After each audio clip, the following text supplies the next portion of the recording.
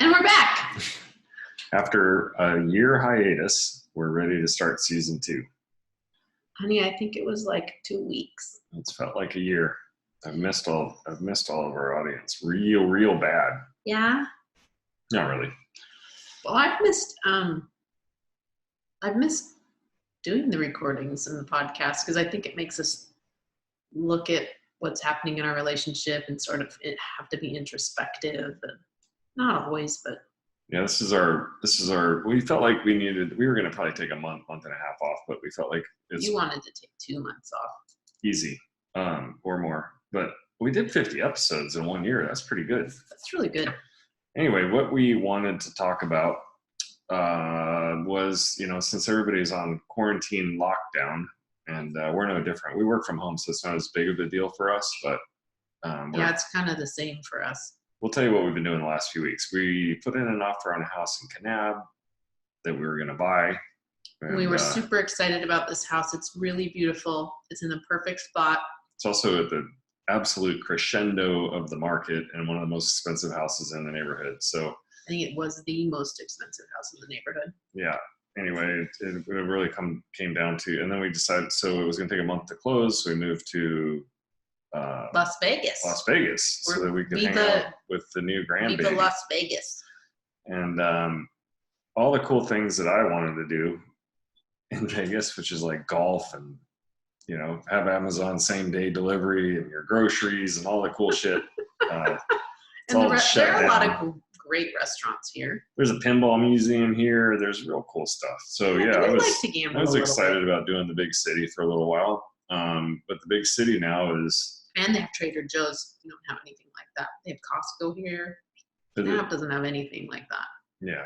The COVID-19 isn't bad here, but it's still a big, dense population, and that, small town's looking a lot better. So I think we're going to bail, but that being said, we are going to bail. Yeah. We just lined everything up and we may eat a few bucks, but it's a lot. We saved a ton by not buying that house. So there's that. You didn't say that part. You forgot to tell everybody we didn't buy that house. Yeah, we had to walk away. We had to walk away because we want to save our cash. Yeah. We don't know what's going to happen. We don't know how long this thing's going to last. We're somewhat insulated from it, but we don't really know. Nobody really knows. So it's a time of uncertainty. Yeah, the economy right now is just it's in the weird. Shitter. Yeah.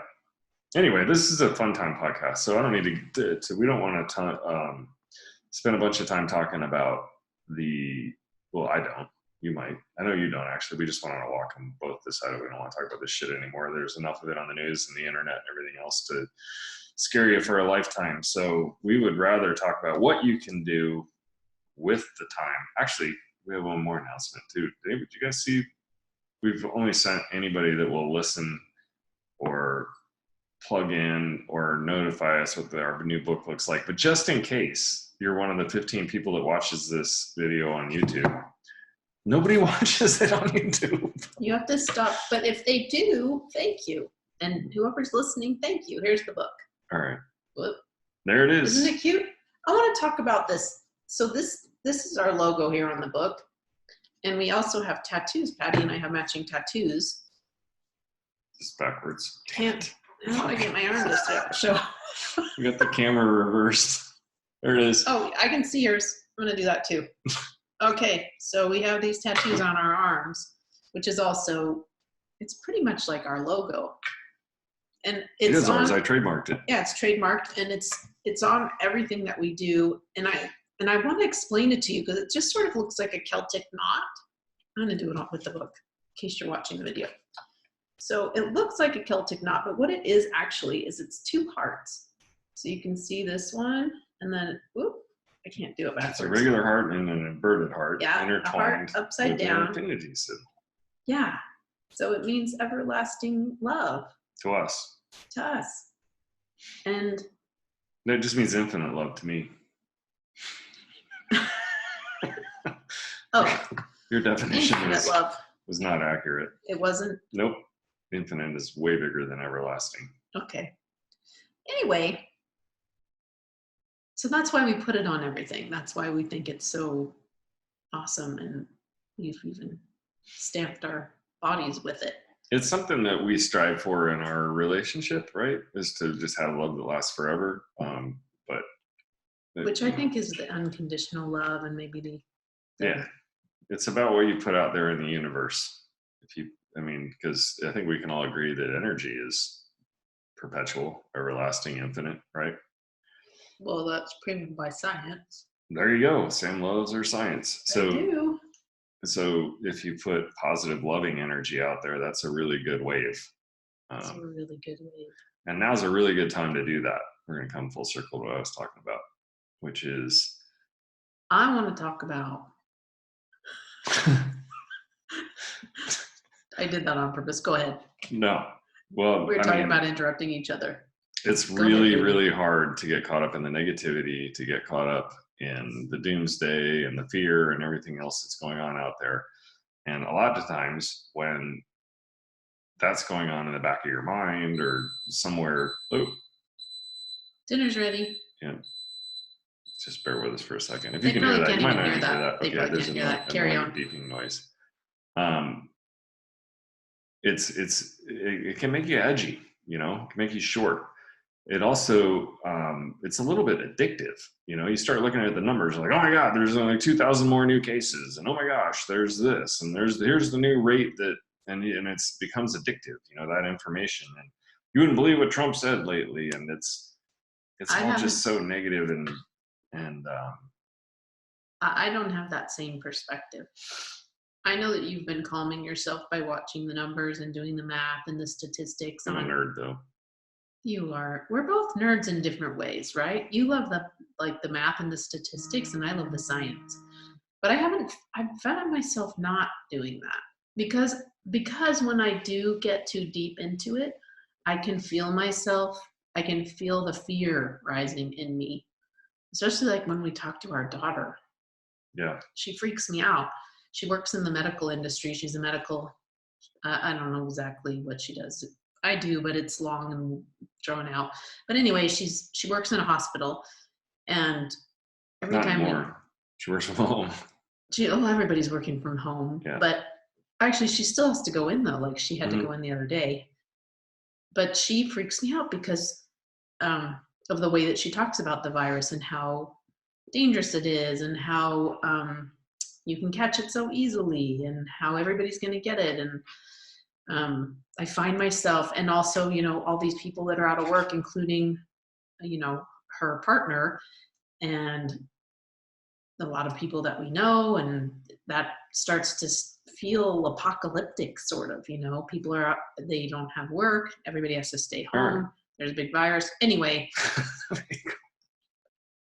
Well, I had to sort of go into what causes the fear in me, and that fear starts to rise, and I don't want to I don't want to be in my life in a place of fear. I've done that. I've been there. That's not it. And it's hard to come when you're scared.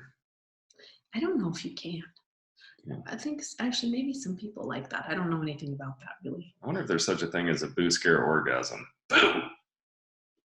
We could try it. I know you can have a boo scare pee. Yeah. Yes. Maybe we could turn on like a really scary movie and see if either of us can have an orgasm. I don't know. We're kind of off top. Anyway. It's almost impossible to pay attention to what's on the TV when you're going down that road. True. Where were you going? What were you talking about? Where I wanted to go with it was the opposite of fear is love. It is. And if we can recognize that and counteract the fear with love, which is what I've been trying to do, although I don't know that I've been super successful in the last few weeks, but it's definitely where I'm putting my efforts. And I definitely feel like more peaceful than I think most of the people that I talk to. I know a lot of people are really anxious, but I spend a lot of time meditating, and I spend a lot of time listening to books that bring me back to that love place. Well, it's more infectious than any virus. What? Love. It is? Yep. Science. Look it up. But I think but if you're in a state of fear, it's really difficult to get back to love, I think. What's your experience? You've sort of said that you're not afraid, but I feel like because you're sort of, always, I think there's some anxiety there that maybe you don't want to admit to. So what's so weird about it is I'm not really worried if I get it. I'm statistically, I'm going to be fine. Statistically, 99% of people are going to be fine. So it's not the fear of death. It's more about the fear of being one of those people. I don't really hardly ever get sick, but I'm sure shit probably one of those people that could have it, carry it, not know it, pass it on to 2 other people who pass it on to 2 people, and somebody's grandma dies. So like VD when we first met. What? That did not happen. I was never diagnosed with a disease in my entire life. That is fact. You can look it up. It's scientific truth. Yeah, but it's because the lady said, "Ooh, I don't think we should test you. It's going to be painful, and she didn't say it was going to be painful. Give you the." Yeah, they have to stick that. That's thing not what she said penis. to me. What she said to me was, if your significant other or the person that you're dating already has it, I'm going to give you the antibiotics anyway. So what's the point of testing? So all it does is end up becoming a finger pointing game at that point. So I took that information and came home and said, "Aha!" She said, "You gave it to me." But that's not what she said either. Oh, we digress. But that did happen. Like, how long had we been together? 3 months. We'd been together 3 months. I went to the doctor for my regular checkup, and dun dun dun, I have the clap. It was chlamydia. Oh, that gonorrhea is the clap, right? Yeah. I like to call it the clap though, because I think that's funnier. Yeah. Does gonorrhea have a nickname? Up to 5 years. That's a fun fact in women. Yeah, but I'd had a kid and everything. It just seems very odd that it could lay dormant through a pregnancy and. All right, you're digressing. And you gave me the disease. Let's move on. Well, let's talk about how many lovers you had in your life versus this me. Is not the forum for that at all. It is. I feel because you know why? Do you know why this is the forum of this? Are we going to argue in front of everybody? Yeah, because trying to tell them how to be loving. Yeah, is this loving? Because is this a loving conversation? Yes, it's loving to our audience. It's loving to our audience because the conversation that couples have about how many lovers they've had before can cause friction, tension, anger. In fact, I was just having a conversation with somebody we were with in Folly Beach who was like, "Oh, we had that conversation," and I was like pissed, about different lovers that their spouse had. But when you told me that you had around at least 100 lovers before we met, I threw up in my mouth a little. That's because the longest I ever dated anybody was like 6 months before I met you. Yeah, and that was one girl. All the other ones were like 3 months or less. Yeah. And 3 I'd months had like actually pretty long for me. I don't know how many I'd had. I remember it was more than 5. I knew what I wanted. More than 5, less than 10. So when we say you gave me no, the clap, never had it. Never been tested positive for anything in my life. I know. Except high cholesterol. I tested positive for that recently. But it was the bad. I'm sure I gave it to you, dear. The triglycerides are rock solid. So according to my friend Dr. Bond, I'm in good shape. Yeah. How did we end up talking about BD? Because I definitely took us down that rabbit hole. Yes. And the whole world knows, thanks to you. Yeah. Well, I mean, shit happens. That you were dirty, damaged goods when I met you, carrying around. Oh, boy. Oh, well, that's true. All right. So this podcast is about being loving. And what better way to do that than to announce. To talk about VD and how many lovers that your significant other has had. But actually, we didn't. What's funny is even though that's really shocked me, and I was sort of like, oh, that's really a lot. It didn't really change how I felt about you. No, you actually laughed. I did laugh. I had to laugh. I mean, it is kind of funny. Because I thought you might say something like 20 or, some super high number like 20. And when you said 100, I was like, oh my God, wow, it's kind of an accomplishment. I'm going to bring us back to stay on point on our message. Okay, our message that we really, really want to hammer home is If you focus on being more present, which means just turn off the negativity, the TV, the phones, the internet, whatever it is that may be preventing you from doing that, and trying to be as loving as you possibly can. But not only the people that are under your own roof, but your neighbors. If you're going to the store, is there anything I can pick you up? Especially your elderly neighbors. I mean, there's a significant, massive percentage of people that do not have it and won't have it.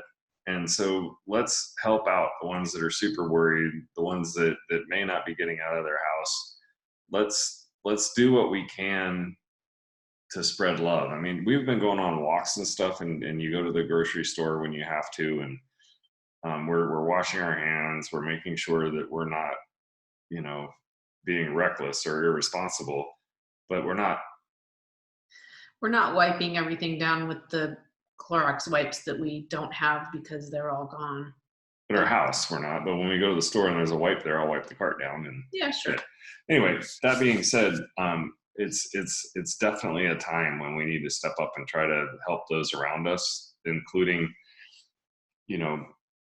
the people in our building, the people down the street, whatever we can do to kind of pitch in. We need to kind of, the social distancing thing kind of makes you want to not talk to people. It makes you want to like hold your breath when you walk by somebody almost. I mean, that's the kind of fear that's being propagated. But well, that's the kind of fear we're encountering too. When we're, like Paddy said, there's nothing wrong with being outside, and as long as you're, keeping your distance 6 10 feet. feet. They say 6 feet in the U.S. I'm thinking tens. They're saying 1 meter in other places, which is closer to 10 feet. I believe I'll go with the European 1 meter. Okay, well, whatever it is, keep your distance. And being outside, it's highly unlikely that you'll get it if you're keeping your distance from people. So I'm spending a ton of time outside. Smile, say hello to people. And they will not smile back, and that's okay. Don't run up and cuddle their dog, though. Yeah. I mean, we're at a time now where you probably shouldn't pet other people's dogs. Don't touch their dogs. Yeah. It is weird, though. I feel like when you're walking around, people almost look at you almost like distrustful, like an eye contact. Even a lot of people won't make eye contact for you to even smile and say hello to them. It's been interesting. And I'm not used to, I mean, this is a big city where we're living. And I'm, Anyway, what are you doing what things have you done or that are what you just told everybody to do? What things have I done? Mm-hmm. Like neighborly and loving. Well, the problem is I've been out playing. I played ball twice with the neighbor and his little kid who's learning how to play baseball in the cul-de-sac where we're renting this house. But we've lived here for a grand total of 2 weeks, and we're probably going to leave tomorrow. So that being said, we haven't had a chance to really establish ourselves in this community, but we're going back to Kanab where we've just barely been starting to get a foothold in that community. And I kind of do want to double down. That's going to be our town. That's going to be our new community. So whatever it takes, I'll do. I love what Philip McKernan was saying on one of his, Philip McKernan's great. On one of his recent things that he put out there just for everybody for free was, he had a call and he was talking about his family and what they did. And I thought that was really cool. Did you hear that? Yeah, they basically, it was the kids' idea, but they wrote up, they typed up some flyers, pamphlets, and put them out on their street, basically saying, hey, if you need anything from the store, if you can't leave your house, we're here to help. And just let us know. Here's our phone number. We'll do what we can. Yeah, if you need somebody to walk your dog. I mean, and there's a really responsible way to help people, even if they think they might be infected. So just do what you can to kind of pitch in, and let's get through this thing together. Now let's talk about in our own homes, because God, I read sex. I read a really sad statistic about domestic violence going up during this time, which, as you said, it's not surprising. I mean, even the tension so it's just Paddy and I here, and it usually is just Paddy and I, but I feel like it's been tense between us. Not between us, but just the whole, so I don't even know what to say. The atmosphere. Yeah. Yeah. So what we both noticed, we went for a walk and we talked about it today. it's almost, for me, it's not, it's kind of a culmination of feelings, you know, and one of them is like apathy. It's like, oh, fuck it, you know, fuck it. I'm just going to eat a bowl of ice cream and drink an extra whiskey. You know what I mean? There's the little bit of that. There's also. And what do you think that comes from? Because I also have apathy. I'm waking up every morning. I feel tired. I don't feel like I want to do anything. I make myself do stuff. Well, I think in the back of our minds, we know we can't do anything. And so Well, we can. That's not true. Yeah. There's so much we can do. Exactly. But I'm just saying that I'm not saying anything is right. I'm giving you how you feel. You feel like there's nothing we can do anyway. So. Well, there's a teeny bit of that, and it creeps in sometimes. Like I got up the other morning and I looked at my email, and there wasn't one new email in there. And I looked at my to-do list, and it's like, oh, I can do that stuff later. So I played a video game for 2 hours, and I never do that. You never do that. And I started thinking, oh God, if he's playing video games, he's dealing with something, because you do kind of withdraw. I think sometimes if you're feeling stressed or whatever, you'll sort of do some of that stuff to sort of self-soothe. Like you love to play Golden Tee. Usually you go out and play Golden Tee when you need to sort of. And that's absolutely taboo. I'm not going to go roll a trackball somewhere at a bar. I mean, you can't. For starters, they're all closed. But not to mention the germs on that sucker. Yeah, so that's sort of, it's not unusual for you to do that, but it's unusual for you to do it at home. But I guess that's because you know. Anyway, so but you do it mostly when you're stressed out. Yeah. We've got about 3 minutes to wrap this up, by the way. We do. One of the our new daughter's coming over, Kyla and Emmeline and Anthony. But one of the things that that we talked about today is that when there's a lot of unknown out there, which is what's going on right now, there's a ton of unknown. We don't know what the economy's makes people look. Yeah. I said unknown, you say uncertainty. I say infinite, and you say everlasting. Yeah, I just wanted to use that word. Go ahead. I say patinus, and you say vajato. I've never said vajato. I don't even know what that is. Anyway, there's. Did you say patinus? Patinus? Yeah. Okay, sorry, go ahead. The fuck is a I don't know. Just something came into my mind. This is the kind of shit that's happening right now. But it's easy to get taken a little bit off your game. But honestly, the choice is right there, like it always is. There's the game. It's your choice to be taken off of it or not. Things are different. And this is the way it's going to be for a little while. But, you know, we all have an opportunity to try to make the best we can out of that difference and make the difference that we can out of that difference. And to be as loving as we possibly can. And I think that means loving to yourself, giving yourself grace when you need to play 2 hours worth of video games and eat a bowl of ice cream. Yeah. Because in the long run, if that makes you feel better, and then you're better with your neighbors and you're better loving to me, awesome. Do that. Do what you need to do to take care of yourself, and allow your partner the grace to do that, and give yourself the grace to do that. We just need to be more gentle to each other and to ourselves. I think that in general, but God, even now, I think it's even more intense, you know, that need to really take care of yourself so that you can be there for others. And I will say this to all of my hard charging entrepreneurial friends, brothers, and people that, you know, I don't even know. And that is that you've got an opportunity right now to really, you know, deepen your connection with people that you don't always get to spend as much time with. So yeah, and take advantage of that, man. Yeah, I think playing game, like one of the things that we used to do with our families, and actually we'll probably do it. We do it with Kyla and Anthony, even every time they come over, just to, again, I think it just helps deepen your connections. We always play games, board games, not video games, although video games are probably still good, but I think that's a great thing to do as a family. I agree. Because it depends on how competitive you are. Our cousins in Salt Lake, who shall go nameless. We love you. We miss you. They're super competitive, and people get angry. Anthony's kind of competitive too. Shh. Will you quit calling people out? And so Good are you. God. No, I'm not. All right, we got to go. I think a little competitiveness is fine. Competitive fire, they call it. I think it's good. I don't even know if this was helpful, but I mean.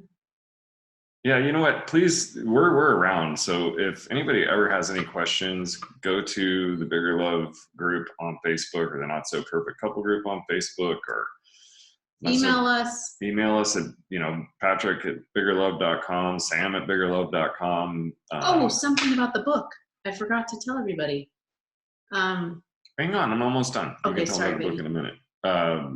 You can also, you can message us on Facebook. You can send us an email.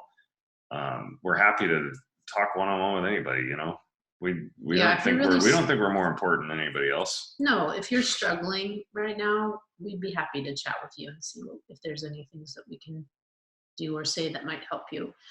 Our book, we decided because of this challenging time, and people don't have jobs and we don't know when we're going to get paid next, we lowered the price of our book as low as Amazon will let us. So we got the Kindle version to 99 cents.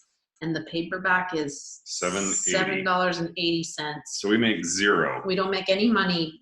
So now's a really good time to go buy the book if you haven't bought it already. And there are so many things in this book I think that will help if you're struggling at home and you're being annoyed with your partner.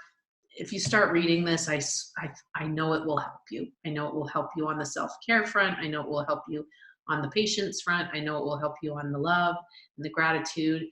And Paddy and I, the best thing we've done in the last 2 weeks, in my opinion, is we had great sex today. And suddenly I've been feeling not connected to him. We've been sort of annoyed with each other, like a little bit edgy, as we've been saying. We had sex today and it changed. I don't know if it changed everything for you, but my mood is completely shifted. Yeah. It brought back the love for me.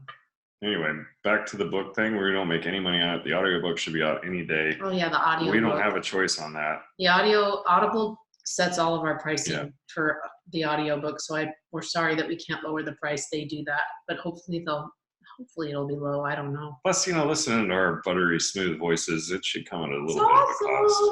Hello. We did record our own audiobook. We did. And that, back to what Sam was just saying, we're not just pimping this book because we're trying to sell copies. Obviously, we're not going to make a dime on anything that's sold over the next month or so. Yeah, until the but if you're listening future. to this podcast, you've got to be curious, and we'll answer a lot of that in the book too. So thanks for spending some time with us, and until next week. Love you guys.